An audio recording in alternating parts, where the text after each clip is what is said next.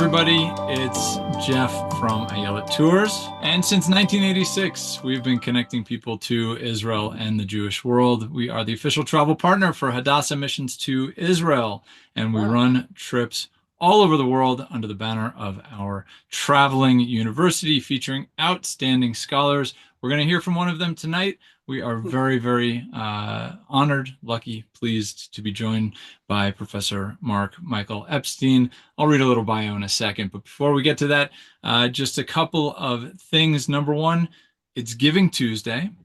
So why not give yourself the gift of discovery? We have amazing tours coming up in the year ahead, including with Professor Epstein going to Italy. You can check out information about that and all of our other departures on our website, ayelet.com.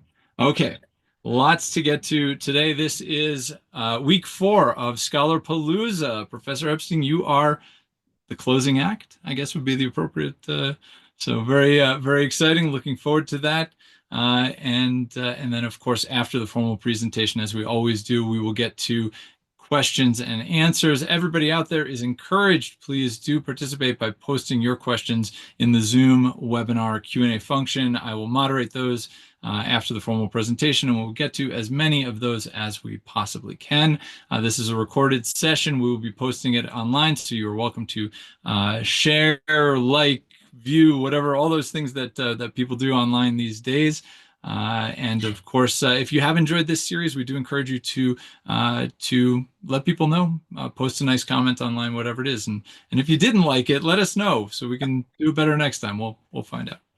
All right, short bio, and then we'll get this going here. Professor Marc Michael Epstein is professor of religion on the Mackey B. Davis and Norman H. Davis Chair and director of Jewish Studies at Vassar College. He is a graduate of Oberlin College, received his PhD at Yale University, and did much of his graduate research at the Hebrew University in Jerusalem. He has written on various topics in visual and material culture produced by, for, and about Jews. His most recent book, Skies of Parchment, Seas of Ink, Jewish Illuminated Manuscripts, was the winner of the National Jewish Book Award. His medieval Haggadah, Art, Narrative, and Religious Imagination was selected by the London Times Literary Supplement as one of the best books of 2011. He is currently completing a new book, People of the Image, Jews and Art.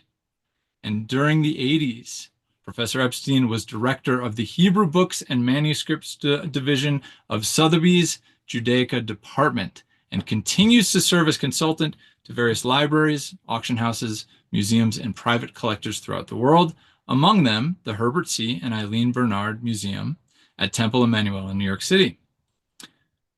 Pretty impressive. Professor Epstein, I am very much looking forward to your presentation this evening, and so with that, I will turn it over to you. Thank you so much. It's my maiden voyage, I guess, right? I'm really delighted to be a prospective part of the Ayelet family. And I wanted to thank Jeff and Doron for their exceptionally kind and professional onboarding. I've done many trips with continuing learners, and I can tell you that of all my experiences, this has been the most professional and conscientious. So I think you're in very good hands with Ayelet, both in this traveling university and with actual traveling. I'd also like to thank everyone who has taken the time from their busy lives to spend a little time with me this evening. I'm really, truly honored because I want to talk about a topic that's near and dear to my heart. And that topic is, well, Italy. Italy is a territory of the imagination. Look at these beautiful buildings.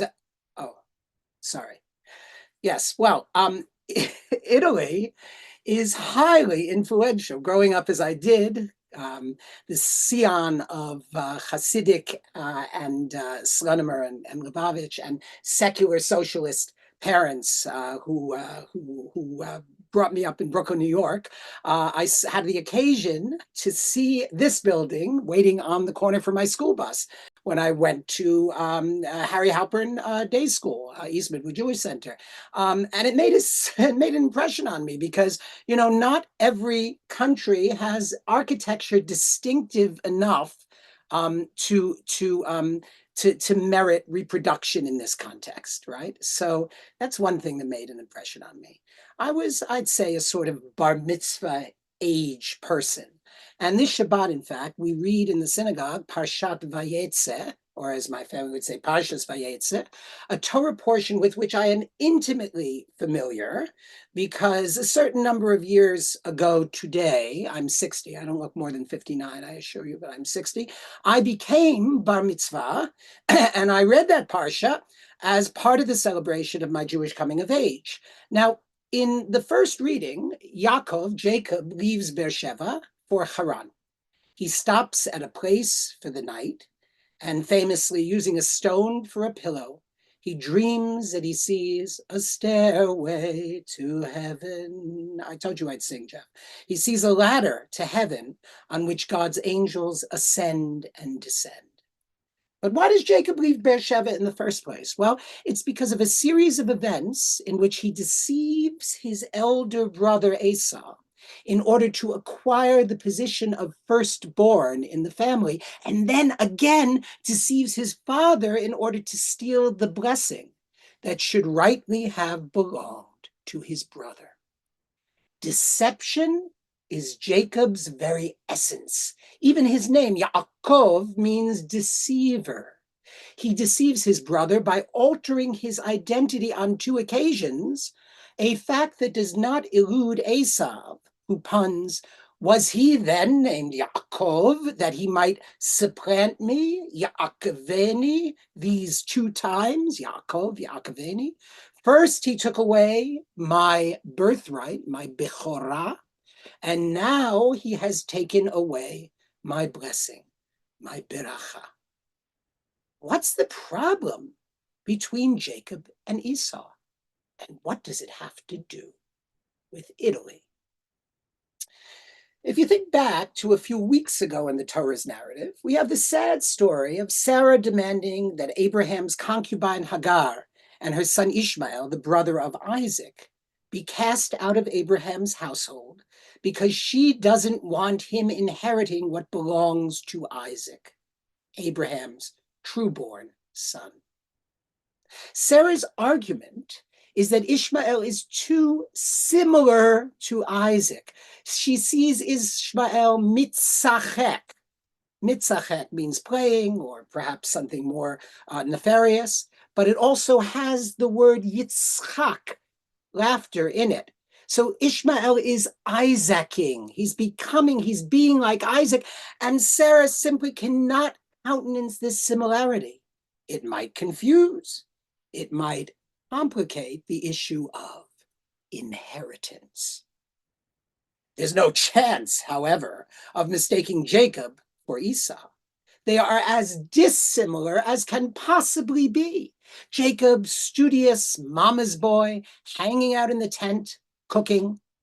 Esau, macho, hunter, a man of the outdoors, his father's beloved. The problem between them is not their similarity, but their difference. And so it's interesting how Jacob's deception of his brother is accomplished.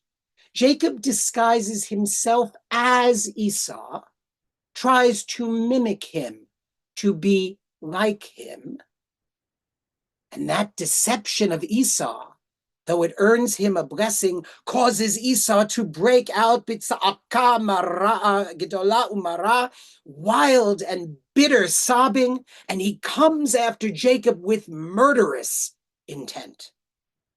That murderous intent causes Jacob to flee not only Beersheba, but for the first time in the story of the patriarchs and matriarchs, for the first time since Abraham left Ur in Mesopotamia to emigrate to the land of promise, to the land of Canaan, for the first time in Jewish history, is a patriarch forced to leave the land.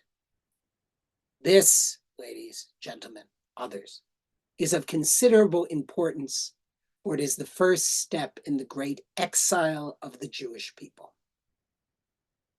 Nowadays, after the rise of the State of Israel and other geopolitical factors in the Middle East, a particular spotlight has been shown on the conflict between Jews and Arabs. But for the rabbis of the Talmudic and the medieval periods, seeking to characterize the connections and disconnection between Jews and the people around them, Ishmael was the patriarch of the Arab peoples. And to their minds, just as the connection and conflict between Isaac and Ishmael lay in their similarity, there was some basic similarity between Jews and Arabs, to the extent that there was a large population of Jewish Arabs. What do I mean by that? Well, an Arab is simply a person whose language, literature, foodways, music, arts, modes of dress, and customs are generally related to Arabic language and culture, regardless of religion. So there are Jewish Arabs like these Yemenite Jews whose native tongue is Arabic, not Hebrew or Yiddish. Christian Arabs like these Syrian Arab women in church. And Muslim Arabs, of course. For the rabbis of the Talmudic and medieval periods, the major conflict around difference was not between Isaac and Ishmael. That was about sameness. It was between Jacob and Esau. And thus, as they had defined Ishmael as the patriarch, the father of the Arabs, Esau was designated the patriarch, the father of the Romans. His land, Edom, was identified not only with the city of Rome, but with the Roman Empire. And eventually, when the Roman Empire, the symbol of ultimate difference from Jews, conqueror, colonizer, oppressor of the Jewish people, became the Christian Roman Empire, the association solidified.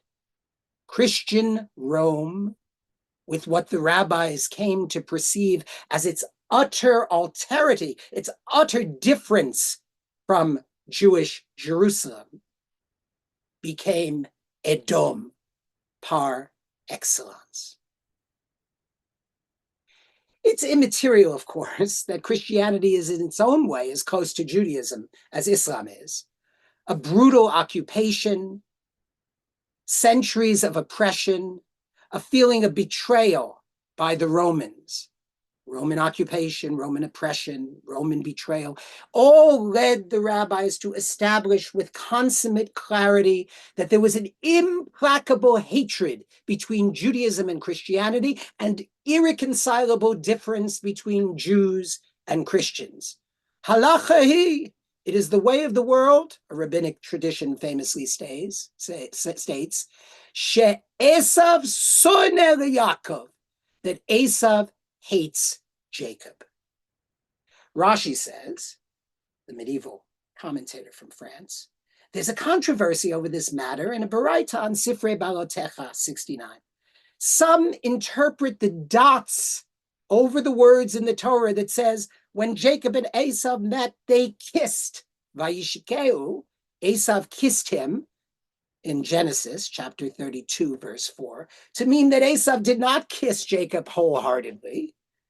But Rabbi Shimon Bar Yochai said, it is a well-known tradition that Esav hated Jacob, but his compassion was moved at the time, and he did kiss him wholeheartedly. The idea was promulgated, of course, when the land of Israel was under Roman occupation, when the temple had been burned down to the ground by the Romans, when Jerusalem had been sacked and destroyed by the Romans, when the populace had been taken in chains as slaves to Rome by the Romans. It's no wonder that the rabbis saw in the story of this terrible exile at the hands of Rome what they perceived to be a clear echo of the very first exile of the Jewish people at the hands of Esau, the ancestor, the patriarch, the father of Rome. Halachahi, it is the way of the world. She'esav soneh Yaakov. Here you see it in black and white and confirmed apparently by history. That implacable hatred, that irreconcilable difference between Rome and Jerusalem. And yet, and yet, and yet,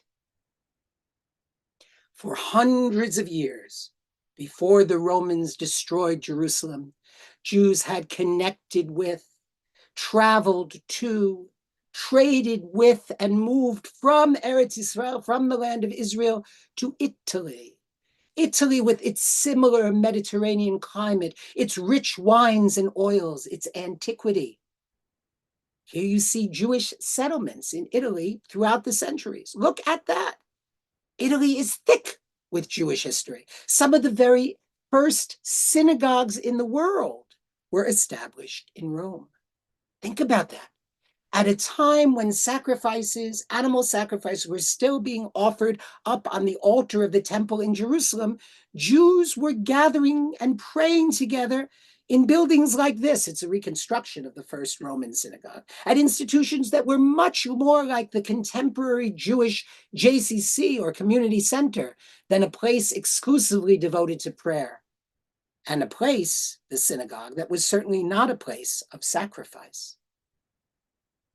A new Jewish culture was being created in Italy, a culture of people no longer entirely dependent upon a particular sliver of real estate in the Middle East, a culture of diaspora, a culture that is the culture of everyone watching this now. Jews outside of the land of Israel, fending for themselves and fending Jewishly. And it appealed to others as well. There were many Roman converts to Judaism, including, most famously, Poppaea, the wife of the notorious Roman Emperor Nero. He, of course, infamously fiddled while Rome burned. Perhaps she davened? Who knows? Probably not.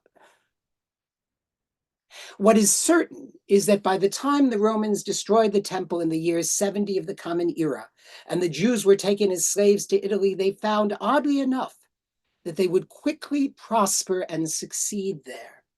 Many earned their freedom. They were skilled artisans and traders and merchants. In time, the Jewish community in Rome would pride itself on being Italiani, more Italian than the Italians, for it had been born of ancient Rome. And by the Renaissance, Jews were commissioning magnificent manuscripts that showed off their homes and even their country estates. Judaism thrived from the Roman capital to tiny towns in the Veneto and in Lombardia, Toscana, Sicilia, Puglia. It took on its own Italian flavors. Who would have thought that Jews later in history would have echoed their ancestor Jacob's appearance in the guise of his brother, the Edomite, the Roman, the Italian, by becoming as Italian as they could be. Right. I tell you that on the Shabbat before Pesach, in many Italian communities, Jewish nonnas, Jewish grandmas, prepare something called the rota de farone, which is a large wheel made of pasta that you take all the semolina that you have left, all the 00 pasta flour, and you make it into a large wheel-shaped gigantic noodle, and you drown it in a sea of marinara. And that's why it's called rota de farone, Pharaoh's chariot wheel, right? So as Italian as you can be, and yet also Jewish, just like some of us are as American as we could be, and also Jewish. As mostly Ashkenazi Jews, in fact, American Jews have much to thank the Jews of Italy for it was from Italy that Judaism spread to the rest of Southern, Western, and eventually Eastern Europe through Germany.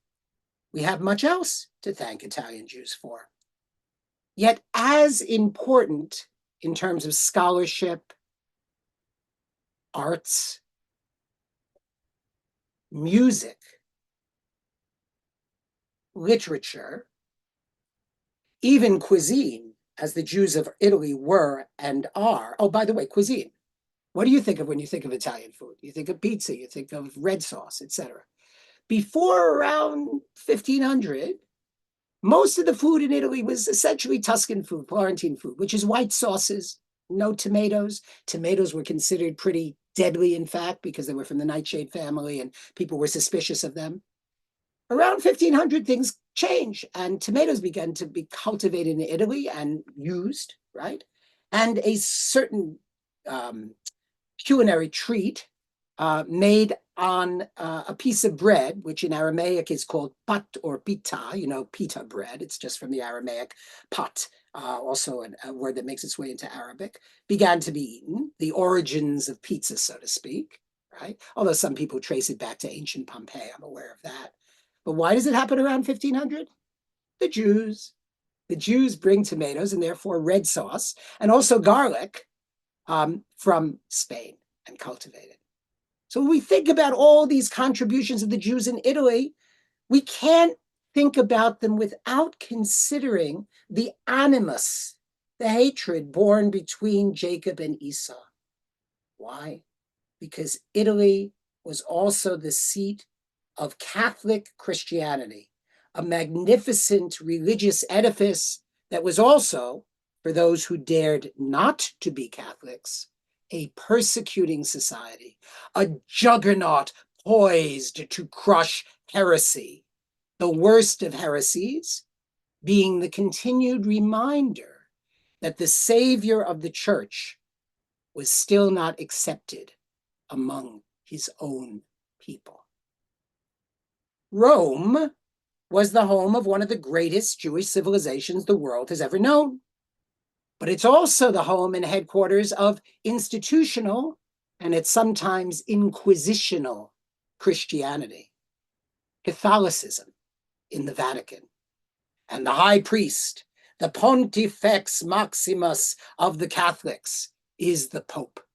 If anyone could embody for Jews the principle of Esav Soner Yaakov, Esav hates Jacob, the Pope would be that person for many reasons in history.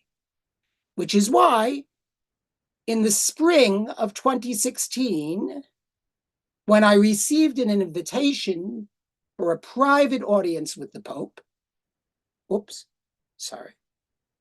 I was a bit nonplussed. How did it happen? Why did I almost not go? Well, not because Esav Soner Yaakov, Esav hates Jacob. I had other reasons. Here's why. Jews end up in Italy, and Italy, that place of exile par excellence, becomes, as we said, a sheltering home for them. As you will discover, should you decide to travel with me to Jewish Italy, which, when I unroll for you like a brightly woven carpet, the grandeur and beauty of Italian Jewish cultural production, you'll understand why this is something you must see. But Italy, as I say, is also the seat of Catholicism. And in place of their own temple, Jews are confronted with a Vatican. In place of their priestly class, the Kohanim and the Leviim, Catholic priests. In place of their high priest, the Kohen Gadol, the supreme pontiff, the Pope himself. What to make of this man who embodies the very idea of Esav, of Edom, of Rome, imperial now not with pagan pomp and pride, but, as embodied by Jude Law, with Christian splendor. The Jews of Rome encountered the Pope with mixed results, both in medieval times, as I shall elucidate, and more recently. Let me begin by painting some of those scenes before I tell you what precipitated my own meeting with the Pope a few years ago. On April 13th, 1986, Pope John Paul II visited the Tempio Maggiore, the great synagogue in Rome.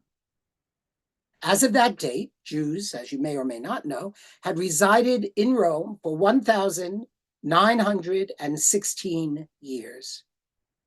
When they were taken originally there as captives from the land of Israel, after the destruction of the Second Jewish Commonwealth there. But no pope since Peter had ever entered a synagogue in Rome.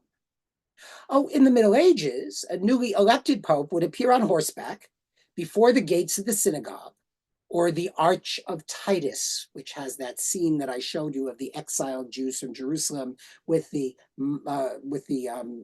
probably Romans, most of them, but there may be some Jews among them, with the menorah, with the tables of the showbread, with the silver trumpets, all taken from the temple. Right? The newly elected pope would appear on horseback before the synagogue or the Arch of Titus to be ceremonially greeted by a delegation of Jews bearing a scroll of the Torah. The pope would accept the scroll in his arms and pronounce the words you see here. Your law we accept, O Jews, since it is divine, but you we reject, since you have rejected our Lord and Savior when he came among you. The Pope would thereupon either hand the scrolls back to the Jews, or, as occurred on a few inauspicious occasions, he would drop this most sacred of Jewish objects to the ground. In those cases, it would be obvious to the Jews that they were in for a rough ride with that particular pope.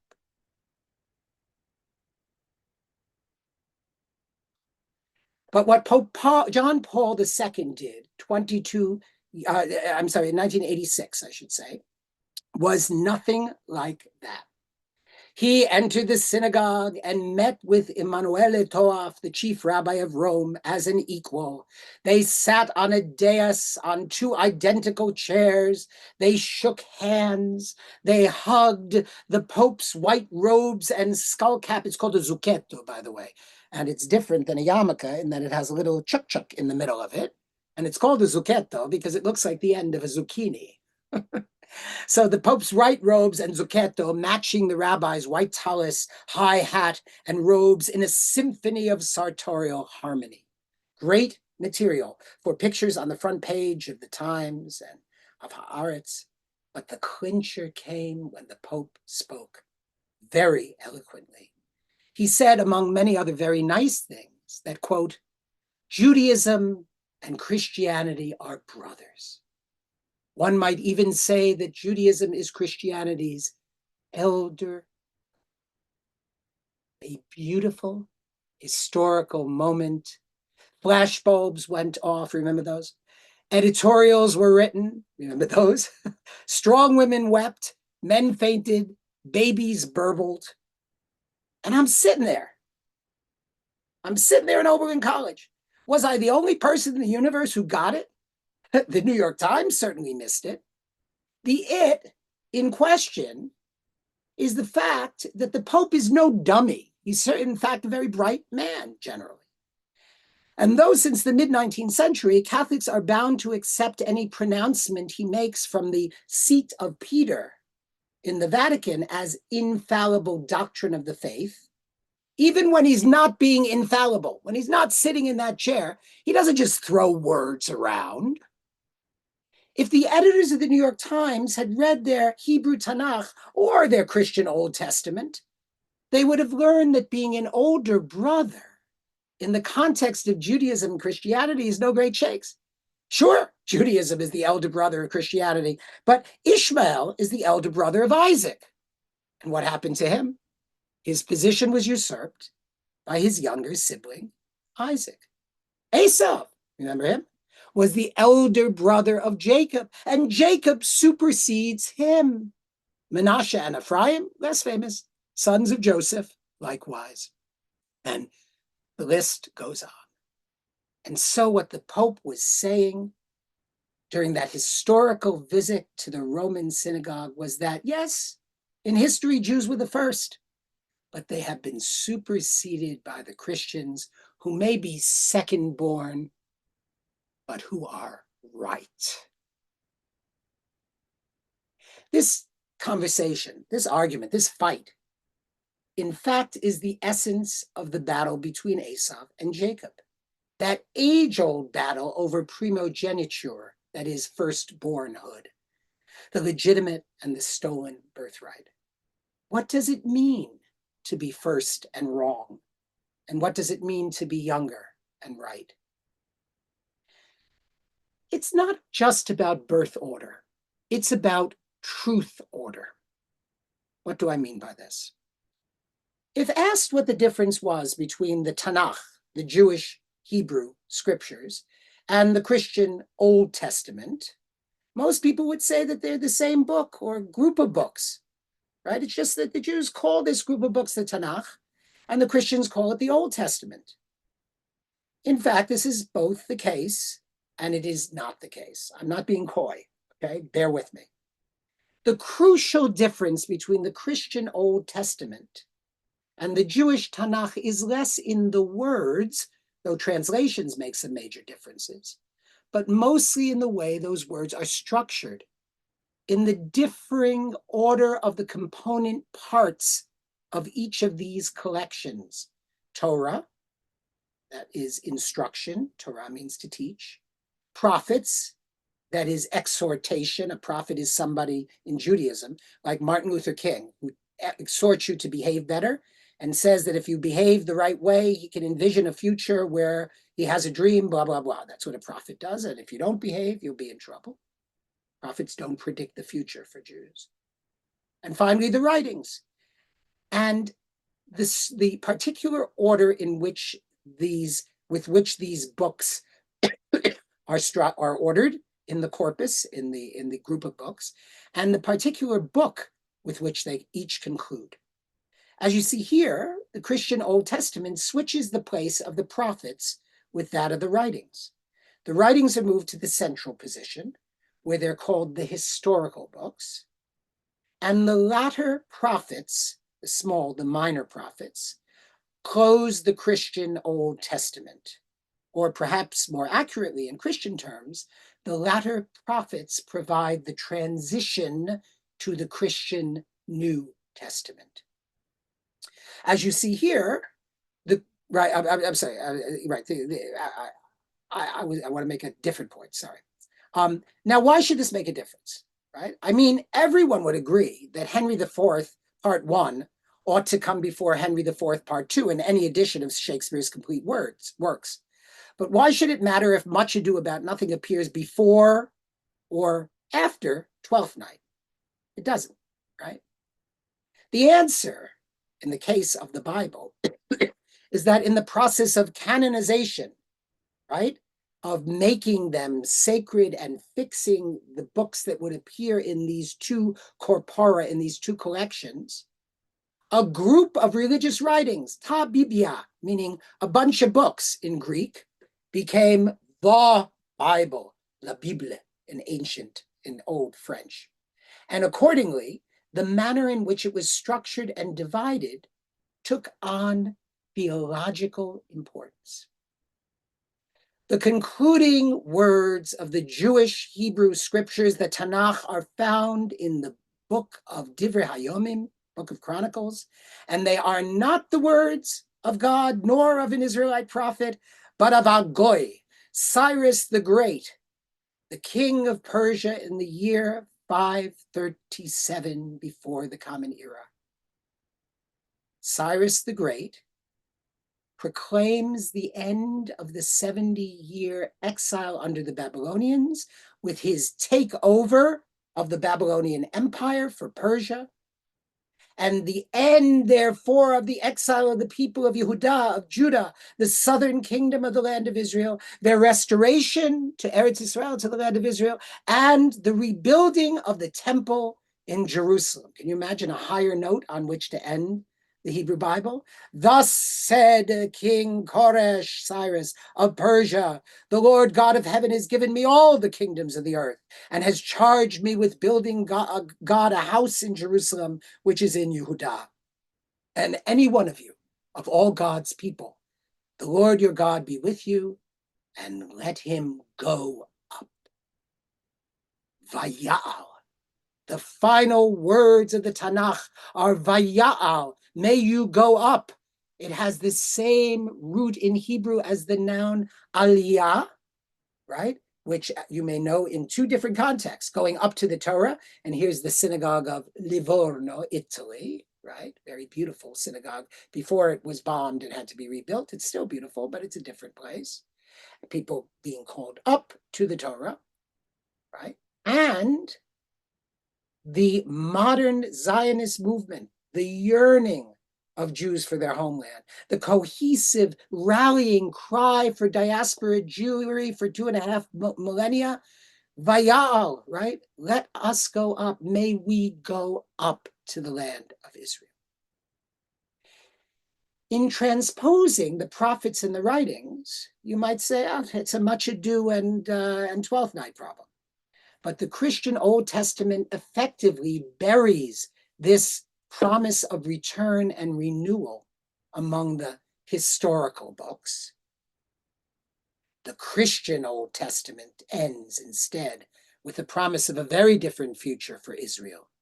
The final words of the book of the last book of the prophets are the end of the book of Malachi, containing a threat of destruction and curse. Hine anochi sholeach lachem es Eliyahu hanavi lifnei yom ba Hashem hagodol v'hanora.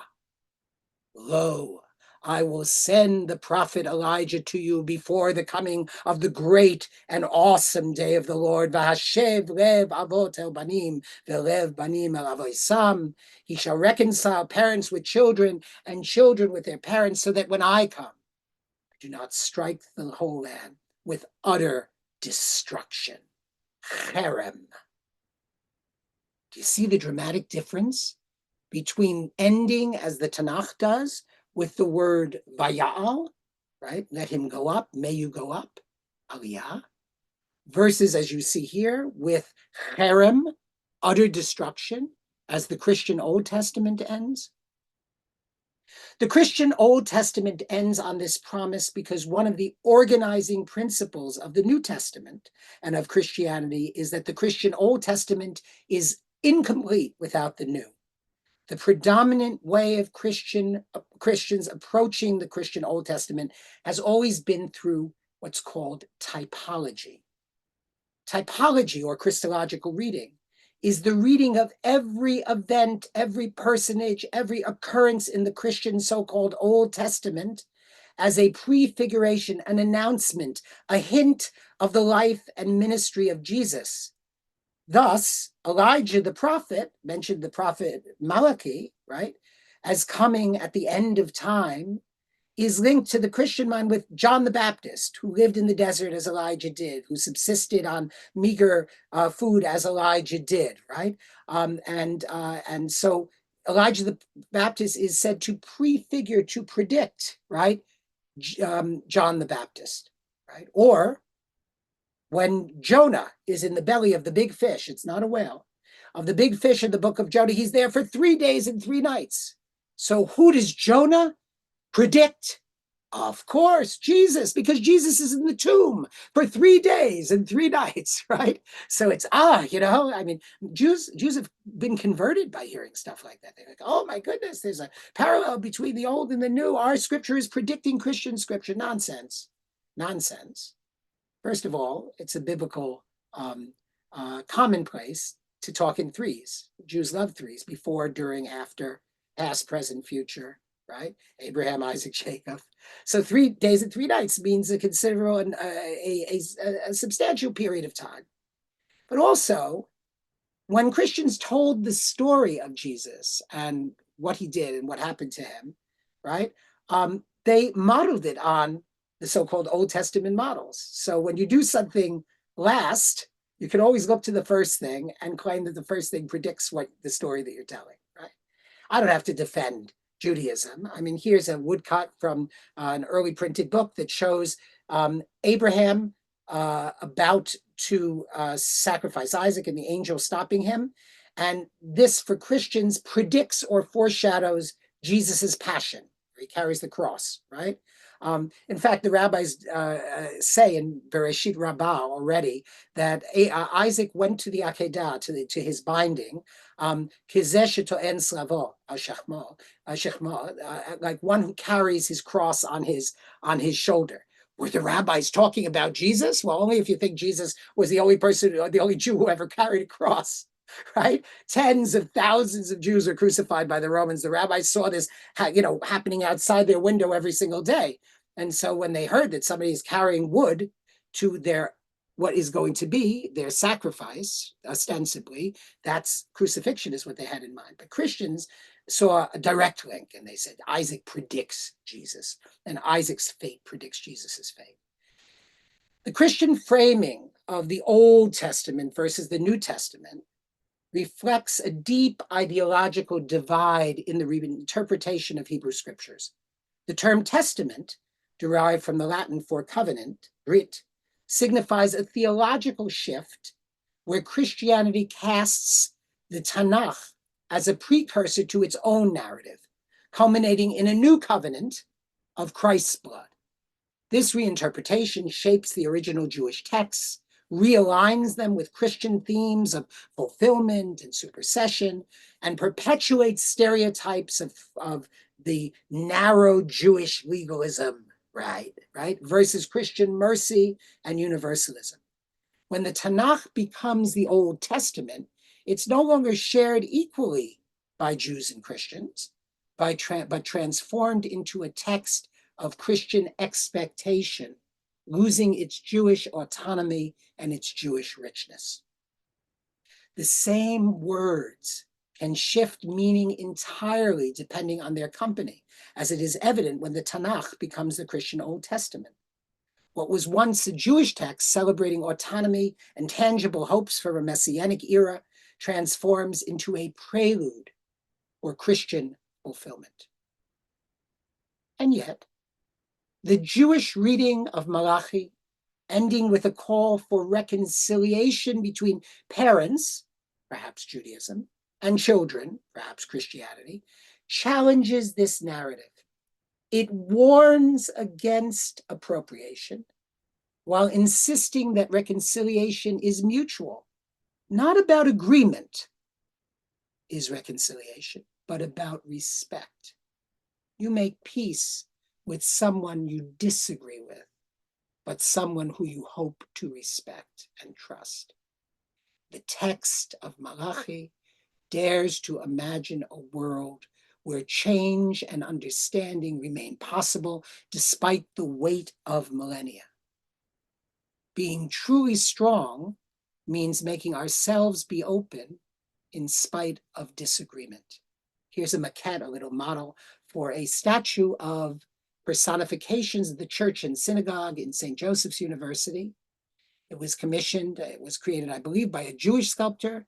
It depicts the synagogue crowned with her Torah scroll and the church crowned with her gospels, and they're sitting together and looking into each other's texts, right? Unlike similar images in the Middle Ages, where church is triumphant and bejeweled and crowned, and synagogue is blindfolded. The tablets of the law are so heavy they fall from her hands, right?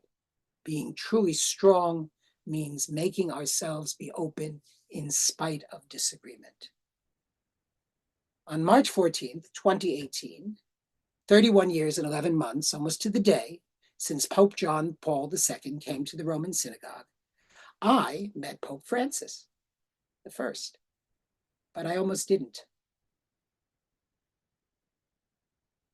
The whole thing started when I got an email from a fellow named Rabbi Abraham Skorka, introducing himself and telling me that he had read my first book and that it contained an image he happened to know was the Pope's favorite painting. This is Marc Chagall's White Crucifixion, now in the Art Institute in Chicago. It's really a very important painting. You have Jesus crucified with Hebrew titulus, the title above him, the patriarchs and matriarchs crying in heaven. He's dressed in a talit as a loincloth. You have the sinking of the Mapilim, the Jewish the Jews who were trying to make Aliyah illegally, according to British law. The reds and the whites, burning synagogues, national flags, the wandering Jews, Sabbath candles, everything. Everything's in it. Like many of Chagall's paintings, it's a heady potpourri. It's a really amazing painting.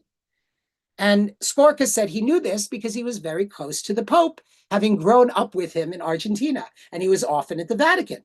Would I kindly send him a copy of that book so he could present it with my inscription to the Pope? Wow. Well, I told him that the book is out of print, and I only have one copy left. but I have a new book out. I told him. It won the National Jewish Book Award, and I'd be willing to travel to Rome and present it, clever me, to the Pope myself if there was some way of doing it. Okay. Whereupon, Skorka arranged for the audience via Father Norbert Hoffman. Very interesting guy. He's the secretary of the Pontifical Commission for Religious Relations with the Jews. He's Hoffman with two N's. And I'll tell you what happened when I got there. He has a very interesting history. At first, I was delighted, of course, who wouldn't be? But after I accepted the invitation, it transpired that the Pope had ignored the direct petitions of abuse victims and extended his "who am I to judge" policy, of which I roundly approve in the case of gay people, to his friend, the Chilean Bishop Juan Barros Madrid, who has been accused of covering up abuse endured by victims of a pedophile priest. And I was nauseated by the handling of this affair. And I talked to everybody I knew who was smarter than me, which is a hell of a lot of people. And I tried to get their advice, and I got contradictory advice, and I lost lots of sleep. And so in the end, I declined the invitation. I said, I'm not going. And I told Hoffman why. But clever Father Hoffman wrote me and said, Professor Epstein, in my part of the world, he is German, then a person disagrees with another person, it is generally best that that person tells the other person to their face, right? He invited me to say something to the Pope when I met him. What could I say to that? So I went, further nauseated by the prospect of having to say something to the Pope face to face. With the help of the sound advice of those smarter friends, I concluded that he's the best Pope we've ever had, and that I'd better take the opportunity to say something significant, and maybe to listen, if he's forthcoming, to someone I do hope is trying to make a difference. So I went with my son, Misha, and we got to the Vatican. We went to number 5, what was this street? Cancellaria Street. And we go up to Hoffman's office, and he appears. You know, in his collar, he sits down. He says, "So, where did you stay Shabbos? Did you have enough to eat?" Transpires that he considers himself the rabbi of the Vatican, that he takes care of all Jewish guests and visitors, particularly Orthodox ones or Orthoprax ones, as I am. Just full disclosure, I wear a yarmulke, I wear tzitzis, I keep Shabbos, I keep the holidays. I'm very makpid, I'm very how do you say makpid? I'm very deliberate about kashrut and all of those things, but I am completely liturgically egalitarian, right? Which means that I believe everybody should take Judaism seriously. If you're going to do Judaism, not only male people, right? So in my shul, which is in my living room, you're welcome to come. Everybody participates equally, and my wife, in fact, is ordained as a Maharat, as an Orthodox rabbi by Yeshivat Maharat in Riverdale, New York. But I'm the kind of person that Hoffman takes care of, right? He wanted to know how my Shabbos was. So it transpires.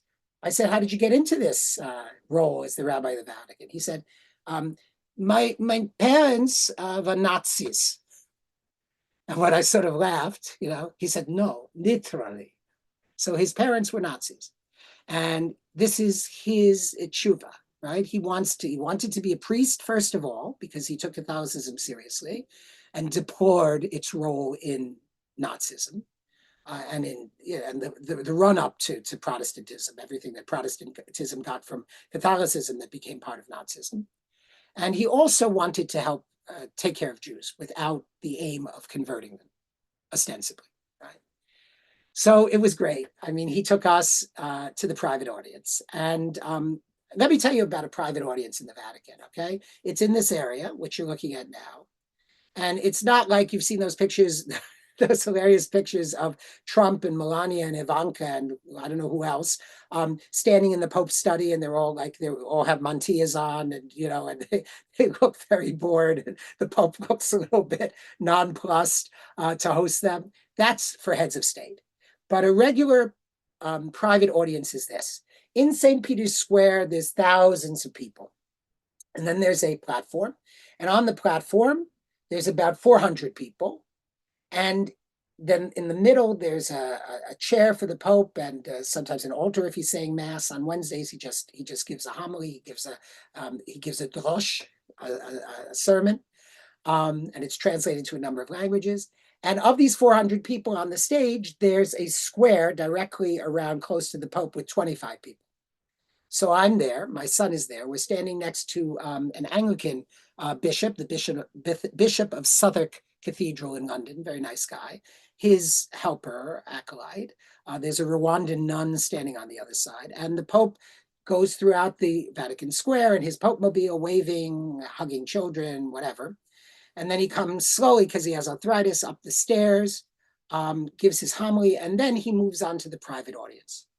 So he comes up to everybody, and he's with two people: his personal bodyguard and a guy who, as far as I can see, his job is to take the gifts that everybody is given to the Pope and bring them to the back of the stage where there's a table. I'm serious. There's a table, and I imagine in a New Yorker cartoon sort of way that the table has an imaginary label on it, and the label says "Dustbin of History."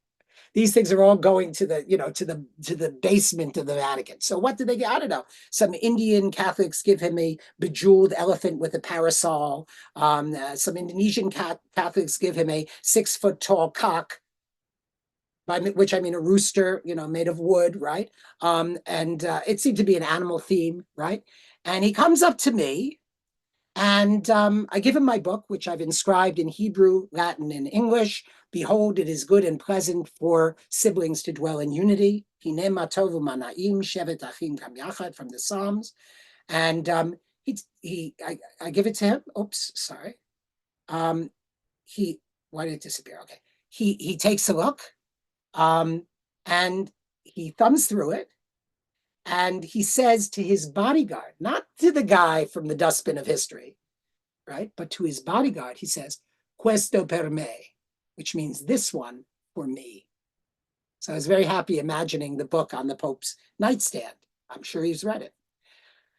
About the Pope, what can I say? He projects neither spiritual grandeur, in the words of Abraham Joshua Heschel, nor abject humility. There were a bunch of cardinals on the stage who looked like crocodiles, practically, trying to be as humble as possible, objecting themselves.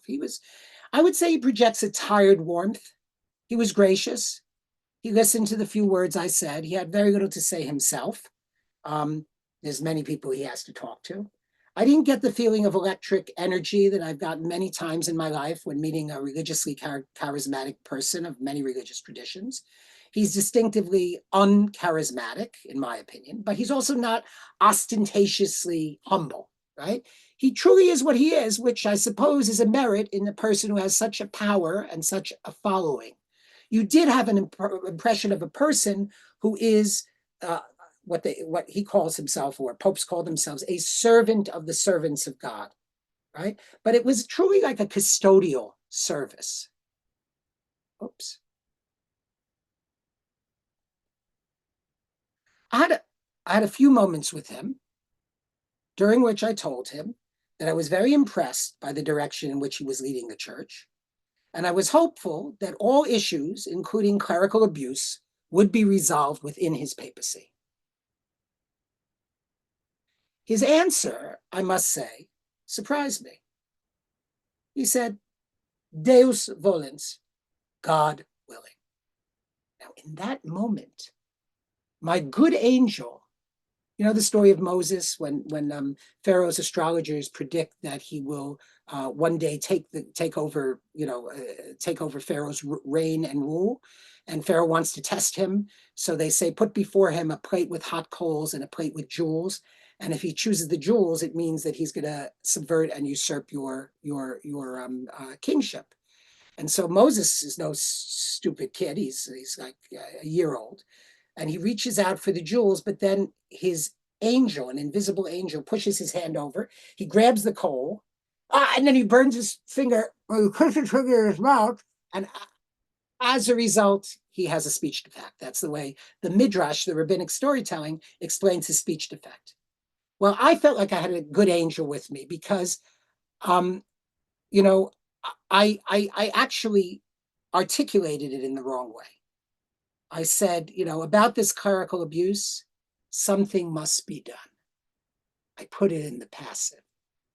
But when he said Deus volens, God wills, God willing, something came over me. I poked my finger right at him, and I said, no. I said, you yourself must be willing as well. And he sort of recoiled for a second, right? And he nodded simply and he said, yes.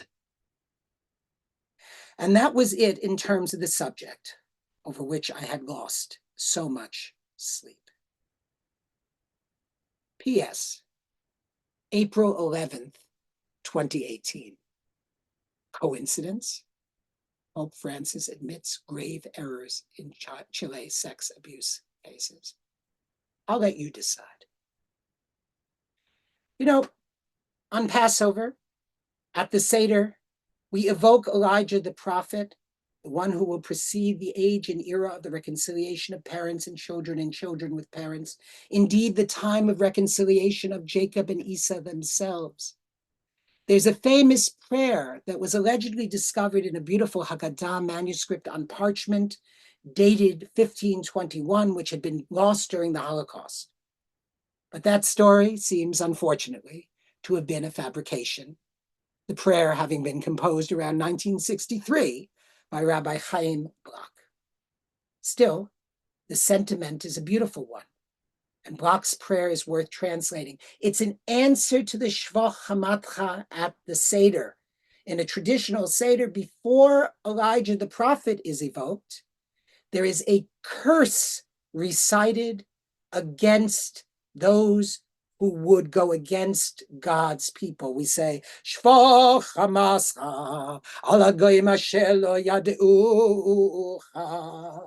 ve'al hamamlachos asher b'shimecha lo kara'u ki achol es Yankov es neveu ishahamo shvoch alehem zamecha ve'charon abecha yasigeim tirdof be'ah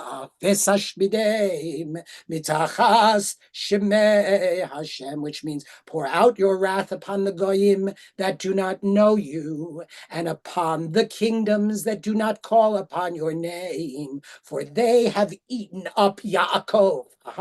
And destroyed his dwelling place. Pour upon them your wrath, and in the heat of your anger, chase them down, pursue them in fury, and destroy them from under the skies of God. Now, it's interesting. It's an interesting curse because it is actually a mitigation of our desire, perhaps, to enact or to seek revenge.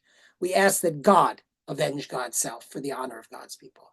But Chaim Bloch wrote, Shvoch avascha al hagoyim asher yaducha, ve'al hamamlachos asher b'shimcha kor'im, begal chasadim shem osim im Yaakov, u'magiim et amecha Yisrael lefanecha mifnei oivehem. Yizkor leros besukos b'chiretcha, ve'lismoach u'lismoach b'simchas koyecha.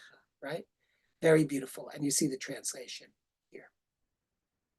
So ends our little tale of Jacob and Esau, of Rome and Jerusalem.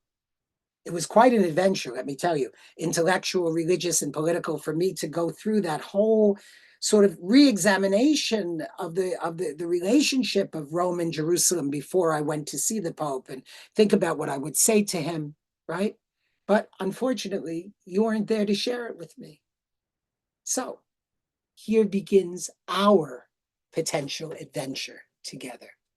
I invite you to journey with me to Italy, where the intertwined stories of Edom and Jerusalem, Esau and Jacob unfold in all their glorious complexity and richness. Italy, a place of exile, yet paradoxically a home, a shelter, a stage for Jewish resilience and cultural brilliance, beckons us to explore how these ancient tensions shaped millennia of Jewish-Christian interaction. As we delve into the artistic, spiritual, and historical treasures of Italian Jewry, we also confront the narratives of supremacy and survival, of alienation and connection. The story of Jacob and Esau reminds us that reconciliation does not demand agreement, but respect, a mutual acknowledgement of each other's humanity and unique journey. The tour I planned for you invites you to see Italy not only as a repository of Jewish exile, but as a dynamic canvas where the legacies of Judaism and Christianity collide, converse, and even converge. Join me. Celebrate the beauty, creativity, and endurance of Italian Jewry. Explore how their legacy challenges and inspires us to envision a future where differences need not divide.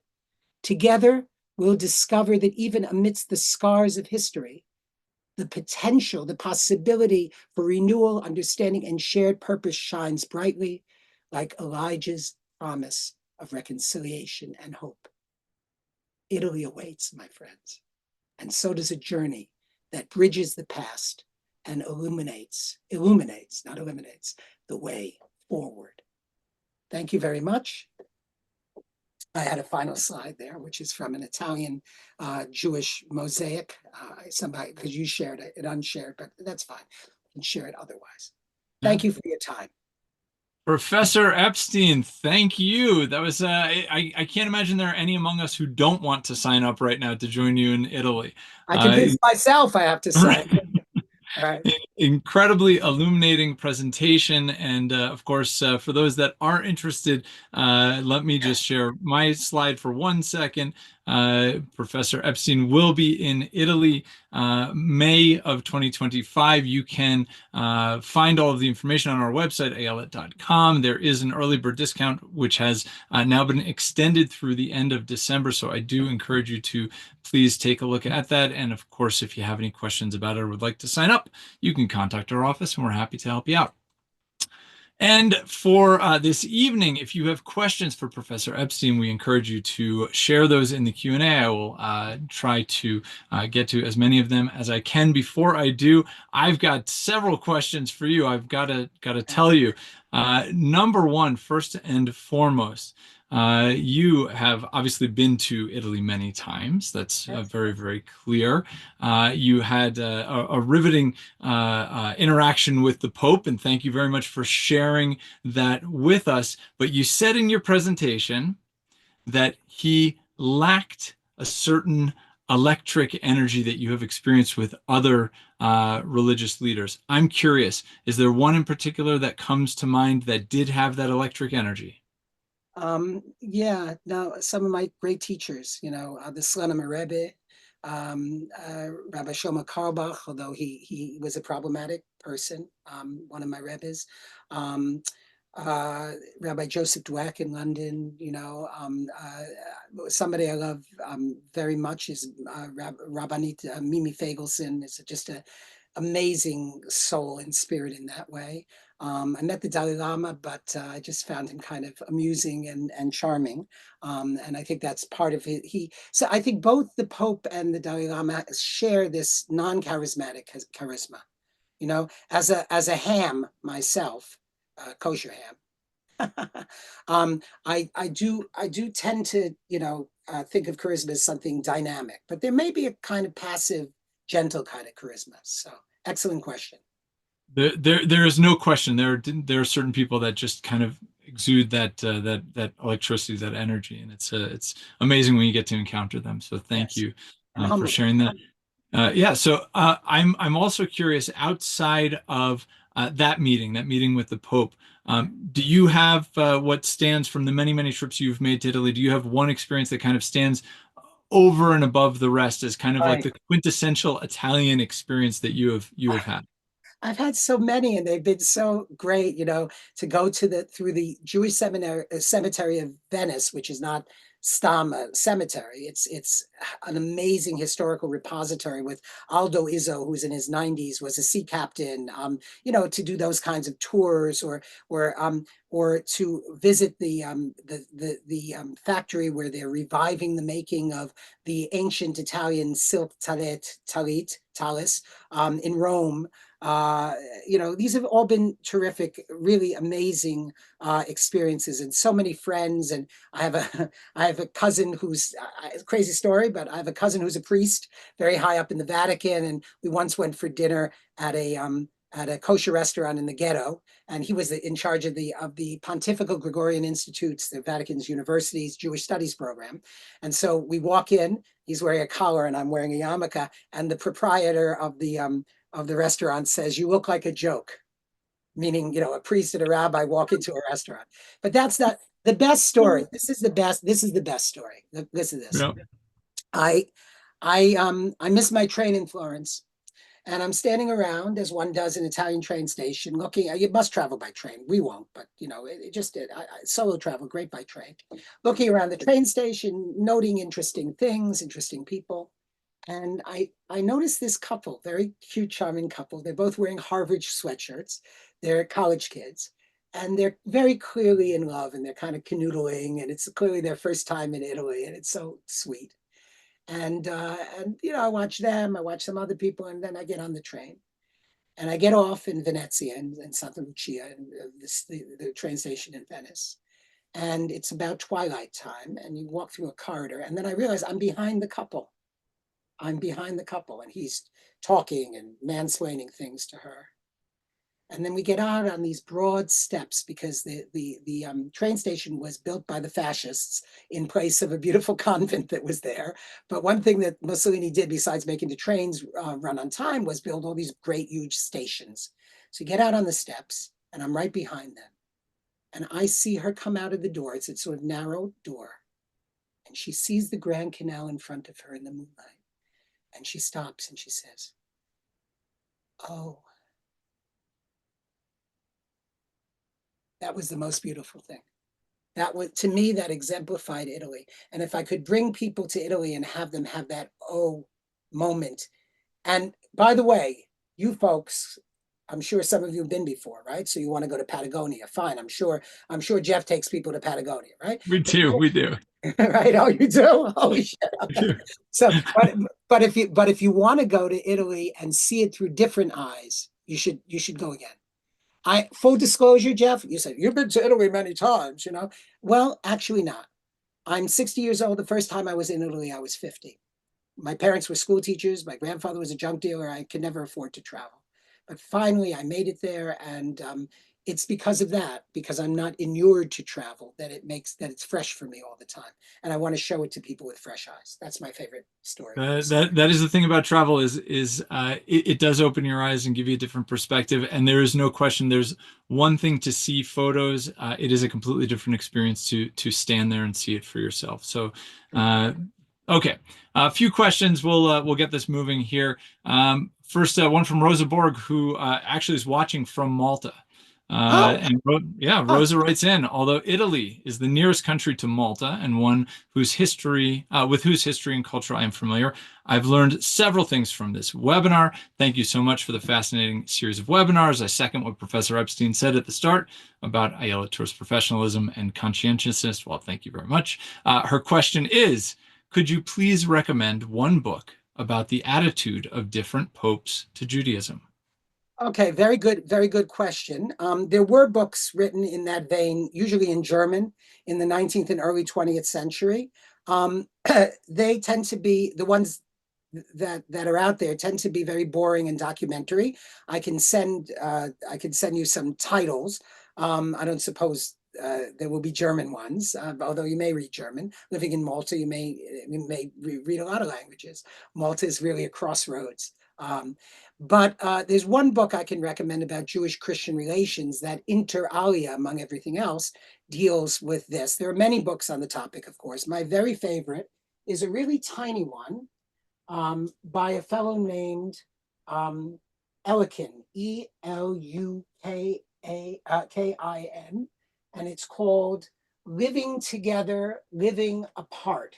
And it's a sort of new history of Jewish Christian relations in the Middle Ages. I usually keep it very close to me, but I would recommend. He teaches at Trinity College. He's a very nice person, and he deals with the shifts in the various attitudes of the papacy over the various years.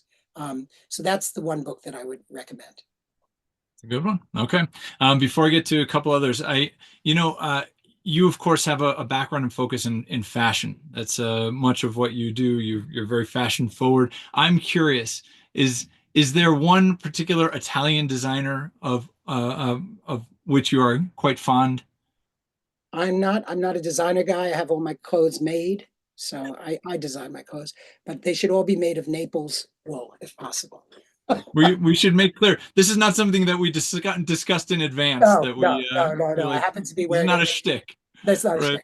I have no shtick. Look at me. I'm shtickless. Stickless. Right. Oh my gosh. All right, great.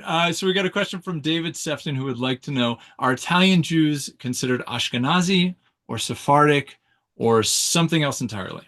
So if you go to Venezia, which I hope you will, because we're doing a supplement, Venice supplement on the tour, um, you will see that there are five synagogues.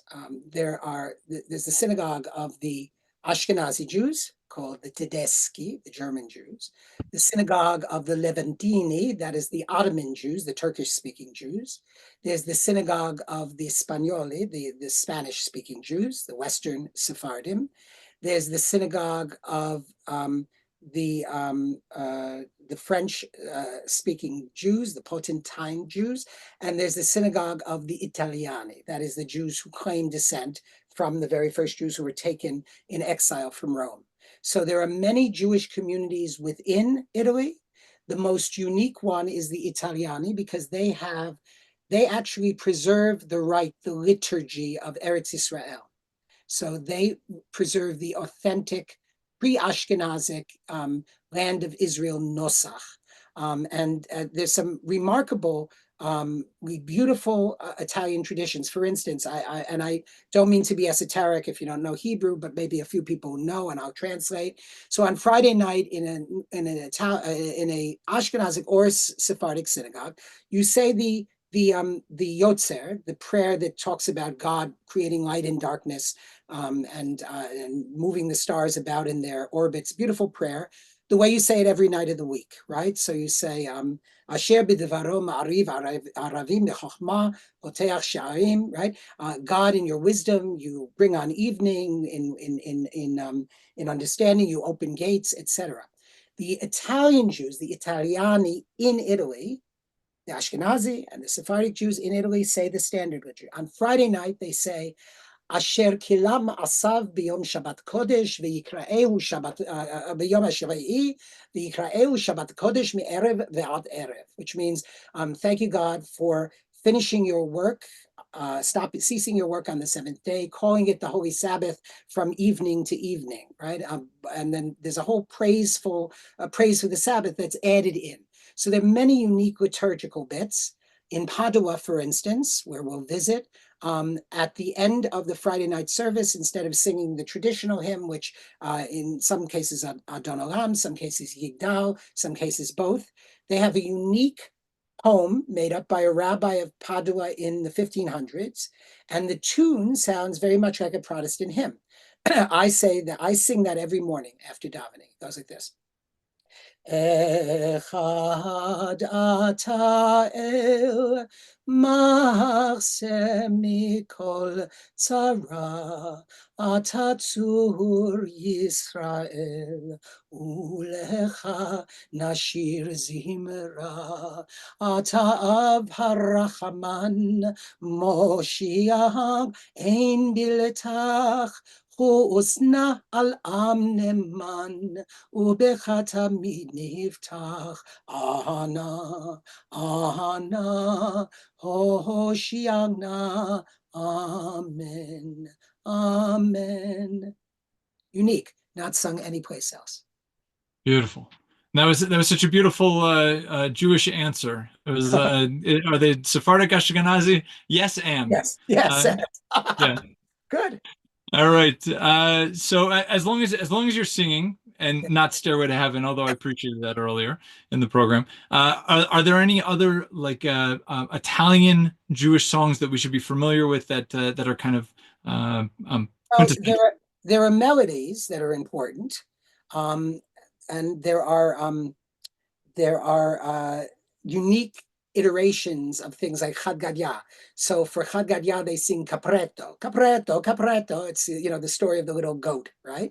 Um, uh, in fact, Chad Gadya is so important in Italy that a famous Italian singer adopted the Chad Gadya song to be a popular folk song that was like at the top of the charts. It was called Alla Fiera dell'Est, which means at the Easter fair, right? So Passover, Easter. My father bought a little mouse for 2 soldi, right? Alla fiera dell'Este per 2 soldi, un tapolino, mi padre cagnale. I forgot all the words, but it's beautiful. And then there are melodies that are very important actually the world over. So for instance, for the Hallel, Western Sephardim, whether in New York, Amsterdam, or London, have a tune for part of the Hallel that's called Hallel d'Italia. So it goes, and it's an Italian or Roman tune.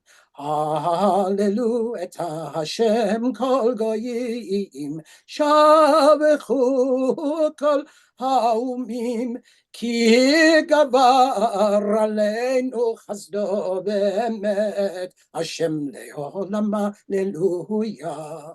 So, these are characteristically Italian sounding tunes. Or Cecil Roth, the great English Jewish historian, recorded this in Florence. It must be done with a wine glass. I don't have a wine glass because I do have a rum bottle here because we're out of rum, as you see. So I put it on the floor to remind myself, Jeff, I'm not hitting the bottle, but I'm going to use it. Okay, so it's Sur Michelot, and you hold your wine glass, right? Sur Michelot achanu parechu emunai savanu vehotarnu savanu vehotarnu ki devara adoshem. Sur Michelot achalnu parechu emunai savanu vehotanu savanu vehotanu savanu vehotanu ki devar Hashem. We need more rum. Okay. Clearly need more room. Really? And the Zoom technology is so good. It cancels the sound out of the hitting the bottle. So that means that people need to travel with you to Italy to hear To it actually hit a with bottle. You have to hit with the the hitting bottle. of the bottle. Okay. Yes. All right, moving right along. We got a couple of more, and then we'll start to wrap up here. Okay. Barbara Pankin writes in brilliant and riveting, very Oh, nice, no. Thank you, and Barbara. she also asks for a clarification. Jews were living in Italy before they were marched off in chains to Rome, or no? There were some, with the destruction of the first temple, Jews found themselves in a lot of places, including Africa and Asia. So there seemed to be some Jews quite early in Italy. There were Italian Jews in Hungary. So one of the earliest gravestone. My wife's Hungarian, and we do tours of Hungary. So one of the earliest gravestones in Hungary. One of the earliest gravestones in Hungary is in the Hungarian Jewish Museum, and it's of a legionnaire. It's of a Roman Jewish soldier who was Nebuch sent to Hungary, right, to serve. Anyway, What a thing! What a thing! All right, one more from Myrna Cronin, who would like to know. and then I want to Sorry. tell a joke. I have to tell a joke. Oh yeah. Oh my gosh. Well, I mean, you've told many today, but Uh-huh. we'll wrap up the whole program with a joke. Joke. Absolutely. Good. So Myrna Cronin would like to know. Her maiden name is Padawar, Yeah, and her family lore is that the name came from Padua. She'd like to know I'm if there's a sure they large came. Jewish community there. I'm sure they came from Padua and went to Italy. There was a lot Padua in Italy, Padua in Germany, and then they ended up in Eastern Europe. There was a large amount of exchange. In fact, there was a woman named Rabbanit Miriam, who was a very learned Jewish woman who had her own yeshiva in Padua in the 1500s. She taught behind a curtain so that the students wouldn't be inflamed with lust for her. But she was originally from Germany and emigrated to Italy. And, it's nice work if you can get it, right? Where would you rather be, Germany or Italy, right? Speaking of For which, sure. shall we end with a joke? I'm going to end with a joke. It's about, I think we'll end with a joke, but I've got to know one thing before we end with the joke. oh no, go ahead. It's funny, at some point I was going to ask you what your favorite shape of pasta was, but you did the Oh, whole thing about the wagon wheels, so yeah, I don't even yeah. have to ask you that necessarily. So I'll ask you, are you more of a tiramisu or a cannoli guy? Oh, I can't choose, but I'm on a very strict diet, so I have to be careful. I make excellent tiramisu. I can't really make cannolis, the shells. So Hmm. when I'm out, it's a cannoli. When I'm in, it's tiramisu. Good answer. Good answer. All right, and let's finish with a good Italian joke, perhaps with Italian a joke, and it's Jewish. about travel. Okay, Oh, even better. woman goes to her hairdresser. The hairdresser says, "So, why are you getting done?" She says, "Well, I'm getting done because I'm going on a trip." "Where are you going?" "Going to Italy." "When?" "When now?" "August." "August? Are you crazy? Italy, it's a zillion degrees. You don't want to go to Italy you want to go to Italy in May with Epstein, with Ayelet." She said, "No, I'm not going. I'm going with that other group, and I'm going in August." "What are you flying?" "We're flying Alitalia." Alitalia, that's the airline. It's like being on a Greyhound bus. Go, do yourself a favor. Go with the airline that Ayelet goes with. Don't go with Alitalia. Okay, where you staying? We're staying in the Palace. Huh, the Palace. The toilet is more like it. Let me tell you, that place has been renovated for 40 years. They haven't finished. What are you going to do in Italy? Well, we're going to walk around. We thought we'd go to the Vatican. Maybe we'd even get to a glimpse of the Pope. The Pope in August? He's out in his country estate. You're never going to see the Pope. What are you talking about? Okay. She goes, she comes back, she has her hair done. The hairdresser says, "So how was it?" She said, "Oh, it was terrific." "Really?" she said. "Well, it's August. You're right. Not many people wanted to go. So we got on the Alitalia plane, and there was a million seats. They bumped us up to first class. It was champagne and caviar the whole way." "Well, how was the hotel?" "Well, we got there, and you were right. 40 years renovation. They're still renovating, let me tell you. But they said, look, the bridal suite is available. We'll put you in the bridal suite. So a week with caviar and champagne the whole way." "Really?" "And the Vatican?" "Oh, that was remarkable. Really, everybody had cleared out. There wasn't anybody." And the Swiss guard comes up to us and says, "Madam, are you tourists here? The Pope normally gives a big public audience today, but nobody's here. It's so hot. Would you care to join the Pope in his private apartments?" The hairdresser says, "What?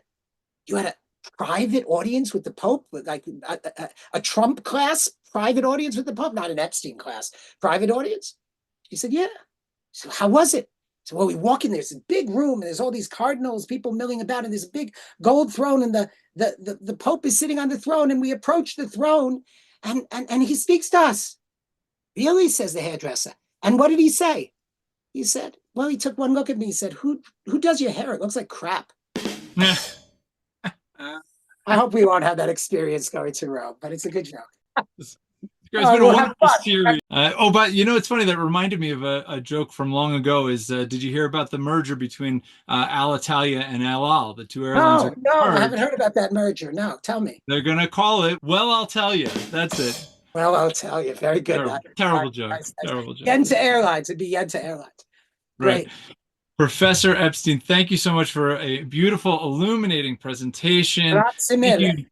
Truly, truly a pleasure. And thank you to everyone out there for participating in our four-part series, Scholar-Palooza.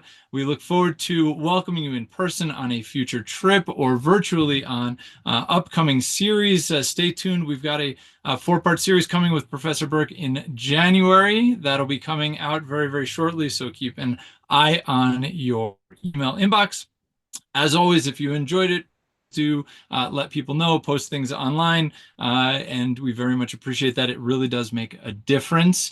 And that is it. Thank you all so much. I wish you all a good December, a happy, healthy, secular new year, and shalom. Shalom, shalom. Arrivederci. Arrivederci. Arrivederci. All the best.